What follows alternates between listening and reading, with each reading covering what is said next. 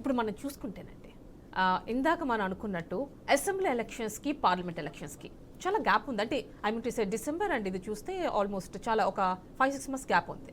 So మరి ఎందుకు ఆ ప్రభావం ఇక్కడ కనిపించలేకపోయింది? యాంటీ గవర్నెన్స్ మీద ఉన్నటువంటి ఆ ప్రభావం మీరు అన్నట్టు ప్రభుత్వ వ్యతిరేకత ఉంటే కనిపించాలి కదా ఇక్కడ. అంటే ప్రభుత్వం వచ్చి కొద్ది నెలల్లోనే పార్లమెంట్ ఎన్నికలు వచ్చిన తర్వాత గ్రామాలలో పార్లమెంట్ ఎన్నికలకు అనుకూలంగా ఓట్లేస్తే వాళ్ళు ఇచ్చిన హామీలు నెరవేర్చే విషయాలలో ఏమైనా ఇబ్బందులు పెడతారేమో అనే ఒక భావన కూడా గ్రామాలలో ప్రజలలో ఉంది. వచ్చే పథకాలు ఆ పథకాలు అమలు చేసేటప్పుడు ఏమైనా ఇబ్బందులు, మళ్ళీ వాళ్ళు నాయకత్వం మేము ఓటు వేయలేదు అది ఇది అని చెప్పేసి ఏమైనా ఇబ్బంది పెడతారనే ఒక భావనతో కూడా సరే ఎట్లా చేసినాం కదా కాంగ్రెస్ అధికారంలో ఉంది రాష్ట్ర ప్రభుత్వం, వాళ్ళ పథకాలు అమలు చేస్తే బెనిఫిషియర్స్ మేము మళ్ళీ ఇబ్బంది పడొద్దు అనే ఒక భావన కూడా వాళ్ళతో ఉండటంతో పార్లమెంట్లో మాకు కొంత నష్టం జరిగిన మాట వాస్తవం. అంటే మీరన్నట్టుగా వ్యతిరేకత ఉంటే కనిపించాలి కదా, అసలు మీకు ఒక్క సీట్ కూడా గెలుచుకోలేకపోయారు. అంటే ఓట్ల శాతం అనేది మామూలుగా మీరు చూడాలి, కానీ సీట్లు అని అంటే మామూలుగా అసెంబ్లీలో ఎంత తేడా వచ్చింది? 1.5-2% వచ్చింది. సో ఈ రకంగా మామూలుగా పార్లమెంట్ కాడికి వచ్చేటప్పటికి ఒకటి ఇది రాష్ట్రానికి సంబంధించిన ఎన్నికలు కావు, దేశానికి సంబంధించిన ఎన్నికలు కాబట్టి కాంగ్రెస్ వర్సెస్ బీజేపీ జాతీయ పార్టీగా అటువైపు కొంతమంది మొగ్గు చూపటం, అదే రకంగా గ్రామీణ వాతావరణానికి కాడికి వచ్చేటప్పటికి మాత్రం అధికారం ఉన్న పార్టీకి వ్యతిరేకంగా ఓటేస్తే మళ్ళీ రేపు కొద్దిగా ఇబ్బందులు ఉంటాయేమో, పథకాల దగ్గర ఎక్కడైనా ఇబ్బంది జరుగుతుందేమో అనే ఒక భావంతో వేసింది తప్ప ఇక్కడ ఏదో బీఆర్ఎస్ని పక్కకు పెట్టడానికో నిర్లక్ష్యం చేయడానికో కాదనేది మాత్రం ముమ్మాటికి వాస్తవం. అయితే అదే సమయంలో కవిత అరెస్ట్ ఏమైనా ప్రభావం చూపించిందంటారా? ఆ ప్రభావం ఏముండదు, కాకపోతే ఏంటంటే మీకు ఒక రకంగా సానుభూతి ఓట్లు కూడా రావాలి. ఏమైందంటే ఎందుకు రాలేకపోయాయి? అంటే ఈ పార్లమెంట్ ఎన్నికల వరకు జాతీయ పార్టీల వైపే దృష్టి మళ్లించడం జరిగింది ప్రజలు, అది మాత్రం క్లియర్గా చెప్పగలుగుతాం. ఎందుకంటే ఇది రాష్ట్రంలో ఒకవేళ గెలిచినా కానీ జరిగేది ఏం లేదు, ప్రభుత్వంలో ఎవరు ఉంటారు, ప్రతిపక్షంలో ప్రధాన ప్రతిపక్షంలో ఎవరు ఉంటారు అనేది వాళ్ళు ప్రధానంగా ఆలోచించిన విషయాలు ఉన్నాయి. కాబట్టి గతంలో కూడా మామూలుగా ఎప్పుడు ఎన్నికలు జరిగినా ఆ ఎన్నికలు జరిగినప్పుడు కూడా రాష్ట్రంలో ప్రాంతీయ పార్టీకి ఒక రకమైన అనుకూల వాతావరణమును, జాతీయ స్థాయిలో ఎన్నికలు జరిగే పార్లమెంట్ ఎన్నికలలో ఒక రకమైన ప్రతికూల వాతావరణాలు, సందర్భాలు, ఫలితాలు వచ్చిన సందర్భాలు కూడా ఉన్నాయి. కాబట్టి అది పార్లమెంట్ ఎన్నికల్ని మనం పెద్ద క్రైటీరియాగా తీసుకున్నాం. రేపు స్థానిక సంస్థల ఎన్నికలు జరుగుతాయి, గ్రామ పంచాయతీ ఎన్నికలు జరిగినప్పుడు స్థానిక సంస్థలలో ఏ రకంగా ఉంటుంది అనేది మీరే చూస్తారు అనుభవపూర్వకంగా. అయితే ఇప్పుడు ఎన్ని రోజుల తర్వాత, సుమారుగా ఒక 153 రోజుల జ్యుడిషియల్ కస్టడీ తర్వాత కవిత మొన్న బయటకు వచ్చారు. ఓకే, సో మరి ఏమిటి అంటే బీఆర్ఎస్ బీజేపీ కలిసిపోతున్నాయి అనే ఒక రూమర్ బయట తిరుగుతున్న నేపథ్యంలో ఆవిడ బయటకు రావడం ఎలా చూడాలి? ఇది మతిలేని భ్రమలేని వాళ్ళు చేసే కొన్ని ఆరోపణలు. అటు బండి సంజయ్ ఏమో కాంగ్రెస్లో అంటాడు, ఇటు రేవంత్ రెడ్డి ఏమో బీజేపీతో అంటాడు. రేవంత్ రెడ్డికి అంతర్గతంగా బీజేపీతో ఒప్పందం ఉందనే విషయం బహిరంగ రహస్యం, అది అందరికీ తెలిసిందే. బడే బాయాన్ని సంబంధించడం నుంచి మొదలుపెట్టుకొని అనేక రకమైన అంశాలలో బహిర్గతమైంది కాంగ్రెస్ బీజేపీ ఒప్పందం ఏందనేది.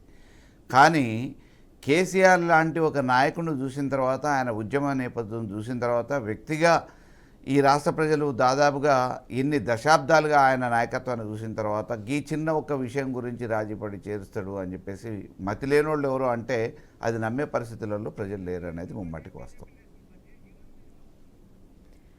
అంటే ఇప్పుడు మనం చూసుకున్నట్టయితే రెండు కూడా మీరు చెప్పిన రెండు పార్టీలు నేషనల్ పార్టీసే, రెండు ఎలా ఒప్పందం కుదుర్చుకుంటాయంటారు? రెండు ఒప్పందం అంటే ఇప్పుడు కాంగ్రెస్లో ఉన్న ముఖ్యమంత్రిగా ఉన్న రేవంత్ రెడ్డి గారికి కూడా బీజేపీతో అవసరం ఉంది కదా. రేపేదైనా కాంగ్రెస్లో అటో ఇటో వర్గాలు తయారై ముఠాలు తయారై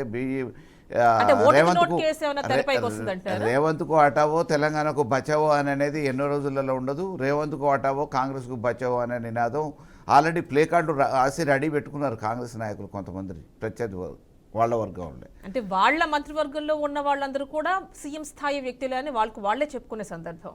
పోటీ పడ్డారు కదా, చాలామంది పోటీ పడ్డారు. మేమేం తక్కువ, మాకేం అర్హత లేదు, ఆయన వల్ల ఒక్కరి వల్లనే అధికారం రాలేదు, మేము కూడా పనిచేసినాం, మేము కూడా చేసింది చాలా ఉంది, మాకు కూడా అవకాశాలు ఇవ్వాలి ఈ కేటగిరీలో ఆ కేటగిరీలో అని చెప్పేసి కేటగిరీ వైజ్గా పోటీ పడ్డ వాళ్ళు ఉన్నారు. ముఖ్యమంత్రి లిస్టు అధిష్టానం దగ్గర ఉంది.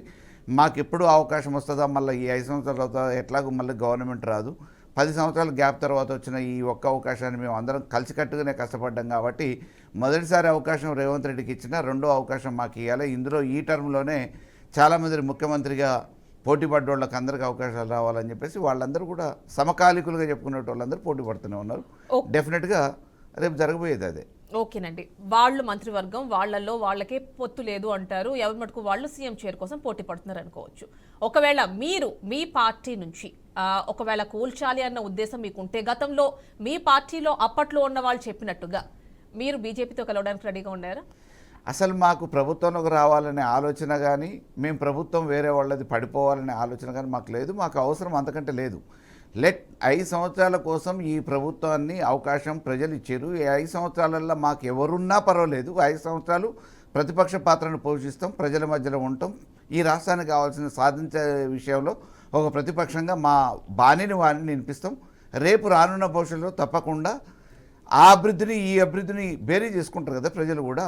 ఈ తెలంగాణ రాకముందు ఏ రకంగా ఉంది ఈ రాష్ట్రం, తెలంగాణ వచ్చిన తర్వాత తెలంగాణ ప్రభుత్వంలో 10 సంవత్సరాలు కేసీఆర్ గారి నాయకత్వంలో ఎంత అభివృద్ధి చెందింది, మళ్ళీ మనం ఏదో మార్పు జరిగితే బాగుంటుందని చెప్పి తెచ్చుకున్న ఈ కాంగ్రెస్ ఈ 5 సంవత్సరాలలో ఏం తీసుకొచ్చింది, ఏం మార్పు చేసింది, ఎంత లబ్ధి జరిగింది అనేది వాళ్ళే బేరీ చేసుకుంటారు. కాబట్టి డెఫినెట్గా మళ్ళీ కేసీఆర్ గారి నాయకత్వాన్ని ప్రజలు కోరుకుంటారు. ఈ బీఆర్ఎస్ ఈ రాష్ట్రానికి ప్రయోజనం అని చెప్పేసి ప్రజలు భావిస్తారు.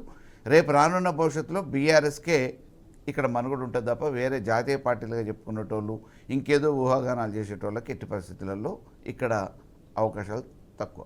అంటే అభివృద్ధి అంటే ఏ విధంగా చెప్తారు మీరు? ఎందుకంటే ఇక్కడ భూముల ఆక్రమణలు కావచ్చు, కబ్జాలు కావచ్చు, లేదంటే ఫామ్ హౌస్లు కావచ్చు, ఇలాంటివన్నీ బయట వినిపిస్తున్నాయి. ఇప్పుడు బడా వ్యాపారవేత్తలు, వాణిజ్యవేత్తలు, పారిశ్రామికవేత్తలు వాళ్ళ అవసరాల కోసం వాళ్ళ తోటలలో ఫామ్ హౌస్లు కట్టుకోవచ్చు.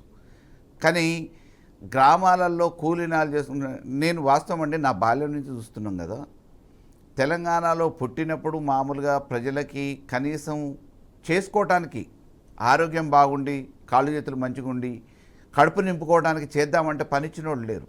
కూలికి ఎవరు పిలుస్తారా అని ఎదురు చూసిన సందర్భాలు ఉన్నాయి. అదే తెలంగాణలో కేసీఆర్ గారి నాయకత్వంలో గ్రామాన వ్యవసాయం అభివృద్ధి చెందితే, వ్యాపారం పెరిగితే ఇవాళ ఛత్తీస్గఢ్ నుంచి, బీహార్ నుంచి, వేరువేరు రాష్ట్రాల నుంచి లేబర్ వచ్చి మన దగ్గర పనిచేసే పరిస్థితి వస్తుంది. మన దగ్గర ఉన్న లేబర్ సరిపోక ఇవాళ చేతి నిండా వ్యవసాయం పెరిగిన తర్వాత మిషనరీ తెచ్చుకుంటున్నారు. అనేక రకాలుగా ఈరోజు 40 లక్షలు 50 లక్షలు రిమోట్ విలేజ్లో కనీసం అంతకుముందు తొండలు గుడ్లు పెట్టడానికి ఉపయోగపడని భూములు కూడా ఈరోజు లక్షల రూపాయలు విలువ చేస్తుంది. కాబట్టి దాని మూలన ఆర్థికంగా బలోపేతమయ్యారని చెప్పేసి అనేక సర్వేలు చెప్పినాయి. నూతనంగా ఏర్పడ్డ రాష్ట్రం ఇవాళ ఆర్థిక వ్యవస్థలో దేశంలో 4వ స్థానంలో సంపాదించింది. ఇవన్నీ అభివృద్ధికి నిదర్శనాలే. ఈరోజు ఏది ఆశ కొద్దీ ఏదో మామూలుగా కేసీఆర్ గారు చేస్తున్నారు కదా, వాళ్ళకంటే అదనంగా చేస్తా అంటారు కదా కాంగ్రెస్ వాళ్ళు, వేసి చూద్దామని చెప్పేసి వేసిన ప్రజలు ఏ రకంగా చీత్కరించుకుంటారో గ్రామాలలో పోతే మాట్లాడుకునే మాటలు అర్థమైపోతాయి. ఇవాళ రుణమాఫీ పేరు మీద దగా జరిగింది. నిట్ట నిలువున రైతాంగాన్ని ముంచారు. ఇవాళ రైతు బంధు లేదు, రుణమాఫీ అని చెప్పేసి చేతులు దులుపుకున్నారు.